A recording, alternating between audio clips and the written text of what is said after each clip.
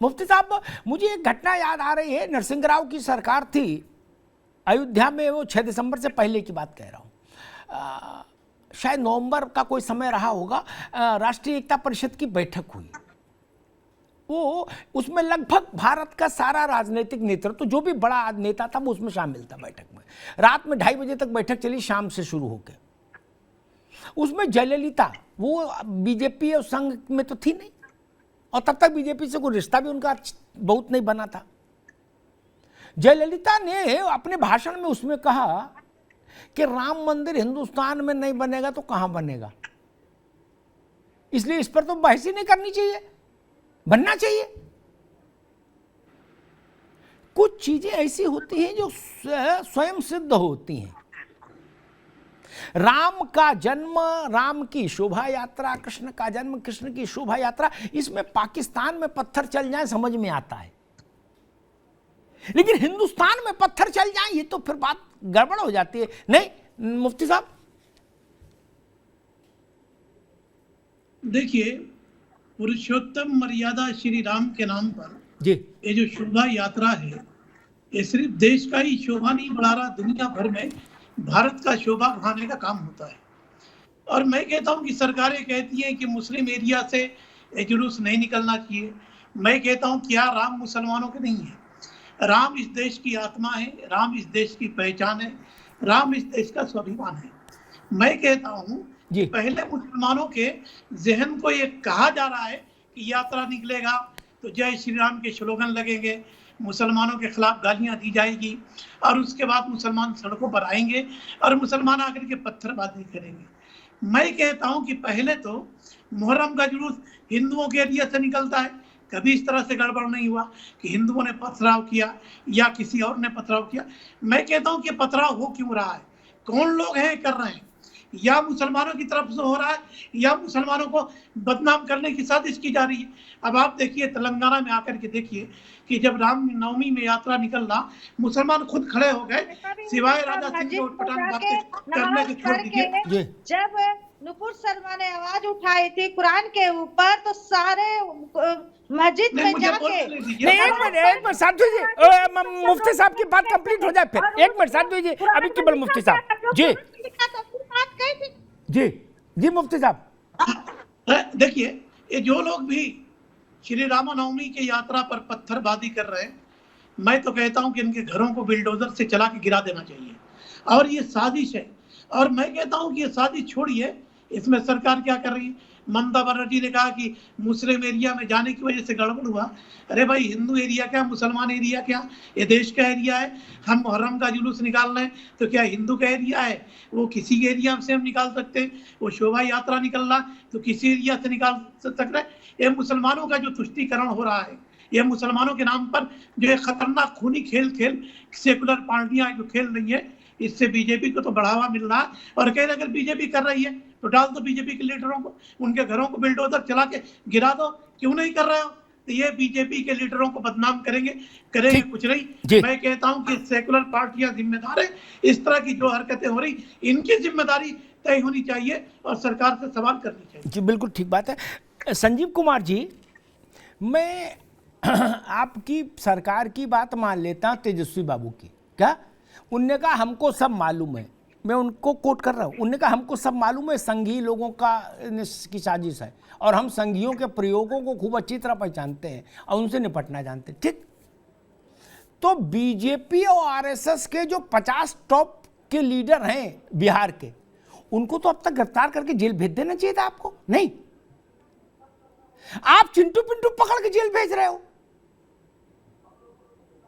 गोलगप्पे बेचने वाला भेज दिया, शरीफा बेचने वाला भेज दिया, तरबूजा बेचने वाला जेल भेज दिया, और हमको नंबर बता रहे, बोले 74 लोग गिरफ्तार कर लिए। मैं नाम दूं अगर आप नहीं जानते हो बिहार में प्रमुख लोग कौन है बीजेपी के, आरएसएस के? अगर आपकी बात में दम है तो साहस दिखाइए। संजीव जी गलत तो नहीं कह रहा? आपके मुख्य सरकार ने कहा हमको मालूम है किसकी साजिश है, संघ की साजिश है, बीजेपी की साजिश है। तो ये, अरे भाई मैं जो कर रहा हूं उतने पे बोलिएगा। ये 50 लोग टॉप आपके पास लिस्ट हो तो ठीक है, नहीं तो हम भेज दें। इनको गिरफ्तार करके अब तक जेल में क्यों नहीं भेज दिया आपने, अगर आपकी बात सच है? या फिर आप केवल गोल गोल कर रहे हो? बताओ भैया। साहब जी, आप जानते हैं कि हमारी सरकार न किसी को फंसाती है न किसी को बचाती है। तो झूठे बोल देते हो कि संघ की साजिश है। संघ की साजिश इसलिए है कि आप जानते हैं कि हम कुछ नहीं संघ जानते, के हम कुछ नहीं जानते। हम कह रहे हैं अगर संघ की साजिश है तो जेल भेजो ना। भारतीय जनता पार्टी की इतनी शाखाएं हैं कि कहीं भी अशांति फैलाने के लिए हमारे छोटे छोटे कार्यकर्ता का इस्तेमाल करके और समाज को दूषित करने के लिए, अरे भाई, शांति सरकार सौहार्द लूडो बिगाड़ने खेल के रही लिए है, सरकार लूडो खेल रही है कि सांप नीतीश सीढ़ी। कुमार जब भी हम लोग आरजेडी से उस मिला पर है चिन्हित तब करके उसने कार्रवाई कर बिहार रहे हैं। की स्पीडी विकट ट्रायल की चला के है। कार्रवाई होगी, किसी को मैंने भी बख्शे बिहार की रक्षा नहीं मिनिस्टर जाएंगे, बिहार चाहे का सासाराम में हो, बिहार शरीफ में हो, बिहार सभी की पर नजर है प्रशासन का। और बहुत जल्द ही रिजल्ट आ जाएगा कि कौन साजिश करता है। किसी को हमारी सरकार छोड़ने वाली नहीं है। ठीक, आज मैं एक बात आ रहा हूँ, मैं आ रहा हूँ, मुफ्ती साहब आ रहे हैं, एक बात मैं मनीष पांडे के पास चलूं उससे पहले एक बात कह दूं, मेरी बात लिख लेना संजीव बाबू, कुछ नहीं होगा। ये 35 साल तजुर्बे से बता रहा। अरे सुनो भाई, एक मिनट रुकिए।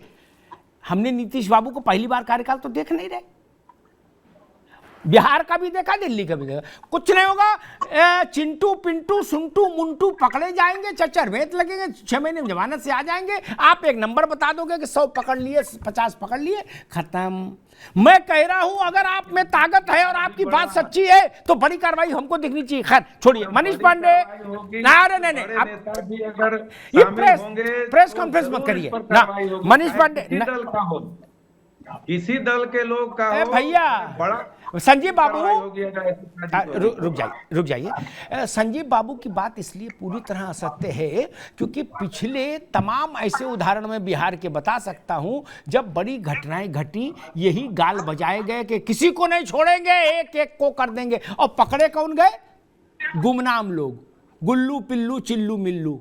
क्या बिहार में कुल 100-200 लोग ही बड़े हैं, उनमें से कौन पकड़ा गया? बताओ, किसको लठ मार के पुलिस ने अंदर कर दिया? हम जानते हैं ना मित्र, इसलिए बाकी को रेलो हमें नहीं, बाकी को आप कुछ भी बोल दो वो मान लेंगे कि भाई जेडीयू कर, हम तो जानते हैं कि होना नहीं है। खैर मनीष पांडे जी, मैं समझना चाह रहा हूं कि ये बात जो मैंने कही वो बात तो भाजपा को कहनी चाहिए, बिहार में भी बंगाल में भी, कि अगर सरकारें हम पर ये आरोप लगा रही हैं कि ये हमारी साजिश है तो साजिश को डिकोड करें, जनता के सामने बताएं कौन कौन लोग जिम्मेदार है और उनको जेल भेजें। नहीं देखिए अमिताभ, हम यहाँ पर डिबेट में बैठे हैं अपनी बातों को रखने के लिए, लेकिन आपके इस कार्यक्रम के माध्यम से बिहार की जनता आपके कार्यक्रम को देख और ईमानदारी पूर्वक जो प्रशासनिक वहां पर कार्रवाई हुई है उसके का भी सारा लेखा जोखा उस जिले के जनता के पास है। मैं पूछना चाहता हूँ 109 लोगों की इन्होंने या 119 तो इन्होंने गिरफ्तारियां की हैं, उसकी सूची जारी नहीं की गई। 6 लोग बम विस्फोट में घायल हुए, उनके नाम नहीं बताए गए, और एक सिपाही पर भी कर्तव्यहीनता के नाम पर कार्रवाई अभी तक नहीं हुई है। एक दरोगा सस्पेंड नहीं हुआ है। इस प्रकार से किसी एक पर भी सरकार ने डीएसपी, एसपी, कलेक्टर या आपकी कोई मजिस्ट्रेट उस एरिया का जिसको नियुक्त किया गया कार्रवाई नहीं की गई। कार्रवाई की गई, पकड़ा किसको गया? दिखावे के नाम पर एक तरफा कार्रवाई हुई है। दूसरी बात, आप ये इस तरह से कार्रवाई गलत निर्दोष लोगों को अमिताभ जी जब सरकार पकड़ेगी सिर्फ इसीलिए कि हमको अभी फिलहाल मामला को ठंडा कर देना है, तो जो निर्दोष लोग आज पकड़े गए उनके अंदर जो आक्रोश होगा वह किसी न किसी दिन इस प्रकार के हिंसा का रूप निश्चित रूप से लेगा। और बिहार में लगातार कई वर्षों से एक तरफा कार्रवाई इसी प्रकार से हो रही। दूसरी बात मैं आपसे कहना चाहूंगा, मुख्यमंत्री जी कहते हैं कि यह जो है साजिश है, तो सरकार आपका है, गृह मंत्री आपके हैं, सारा स्थिति आपके पास है। अगर साजिश है तो साजिश करने वालों को आप जेल में डालिए। आप जो झूठ बोल रहे हैं और मुद्दे को भटकाने की कोशिश कर रहे हैं, मुद्दे को भटकाने की ठीक है मनीष पांडे, जब आप सुनिए अमिताभ जी, जब आप कह रहे हैं कि साजिश है तो इसका मतलब जो गुनहगार है उनको आप क्लीन चिट दे रहे हैं। यह कह के कहीं न कहीं आप उसके साथ पक्षपात कर रहे हैं, यह कहकर और क्लीन चिट दे रहे हैं कि साजिश है, यह तो भाजपा वालों ने की। ठीक है मनीष, और अभी रुकिए एक मिनट, एक छोटा सा सवाल मैं संजीव बाबू आपसे लूंगा, फिर संजय राणा के पास आऊंगा। जो 109, 110, 100, 150, 200 जो भी आपने गिरफ्तार किए हैं पुलिस ने, उनकी सूची सार्वजनिक करने में क्या प्रॉब्लम है? पारदर्शिता का युग है, इसमें कौन सी मुसीबत है? कोई मुसीबत नहीं है। मैं मनीष पांडे जी अगर ऐसा चाहते हैं तो जिला प्रशासन से हम लोग बात करके इसको सार्वजनिक कराएंगे कि कौन लोग को चिन्हित करके अरे जेल भाई भेजा अभी गया तक है। क्यों नहीं किया? सारा लोग माने पर्दाफाश है, सारा चीज मीडिया, वहां का स्थानीय मीडिया से लेकर सारी जनता जानती है कि कौन लोग पकड़े गए हैं, कौन लोग से पूछताछ हो रही है, और 1 सप्ताह के अंदर सारी बात क्लियर कर दी जाएगी। और भी जो साजिश करता है उनको भी उसमें जो कार्रवाई से वंचित है उन पर भी बड़ी कार्रवाई की जाएगी। भैया बड़े बड़े दंगे हो गए बिहार में, कौन सी बड़ी कार्रवाई हो गई? हमको मालूम है जन्नत की हकीकत क्या है, दिल को बहलाने के लिए गाली भी ख्याल अच्छा है। जांच पर जांच और तारीख पर तारीख। संजीव बाबू आप भी जानते हो हैं 81 का दंगा कब फैसला आया? मर खप गए लोग। सरकार, अरे प्रभु, सरकार का काम है कि कार्रवाई करके चार्जशीट करके जेल भेजना, स्पीडी ट्रायल कराना मेरा काम, कोई वो मैं करवाऊंगा। संजीव बाबू और यह दिखाना अमिताभ जी बिहार में क्या हो रहा है, यह दिखाना कि 6 लोगों को हमने उधर से गिरफ्तार किया, तो दिखाने के लिए 6 लोग हम इधर से भी गिरफ्तार करेंगे, ताकि सरकार पे यह आरोप न लगे कि सरकार जो है हमको पकड़ी तो उसको नहीं पकड़ी। अरे भाई जो गुनाहगार है आप उसको पकड़िए ना। ठीक बात। तुष्टिकरण की नीति क्यों अपना रहे? ठीक। मनीष पांडे रुकिए। एक बात ध्यान रखिएगा संजीव बाबू, गृह मंत्री कल वहां थे, उनने कहा भाजपा की 25 में सरकार बनवाओ राज्य में, 24 में केंद्र में। ठीक, जितने ये दंगा करने वाले बवाली हैं इनको उल्टा लटका के सीधा हम कर देंगे, ये भी ध्यान रखिएगा। ये बड़ी चेतावनी है मुझे लग रहा है। सरकार में आने के लिए ही तो ये साजिश कर ही रहे हैं कि 24 में हमको जिस तरह अच्छा, तो आप क्या कर रहे हो? 40 सीट हम लोग जीत, आप सत्यनारायण कथा पढ़ रहे हो? आप सत्यनारायण कथा पढ़ रहे हो? भारतीय जनता पार्टी के लोग थकते नहीं थे कि नीतीश कुमार न्याय के साथ विकास करते हैं, और कुछ ही दिन से हम लोग अलग हैं, तो इनको लग रहा है कि अब हम लोग न्याय प्रिय नहीं है। भाई आप उसको जगाइए ना, घटना के पहले क्यों नहीं आपको पता लग पाता है कि क्या साजिश रची जा रही है? मुहर्रम में पत्थरबाजी करने के लिए पत्थर कहाँ जुटाए जा रहे हैं, मोहल्ले में जुटाए जा रहे हैं? ये आपकी खुफिया विभाग को, इंटेलिजेंस को क्यों नहीं यह सूचना मिल पाती है?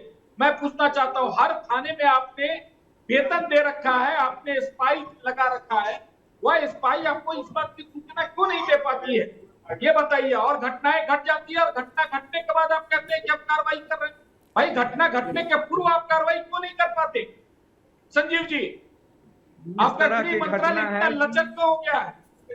कोई देखिए बड़ा सा क्रिमिनल जो लिस्टेड रहता है, कोई लोग आईबी और इंटेलिजेंस से चिन्हित रहता है, उसको सरकार नजर रखती है, लेकिन आपके ही लोग साजिश करके और चुपके से वही भीड़ में चलकर और साजिश करके इस तरह की घटना कर देंगे, तो इस पर ठीक है।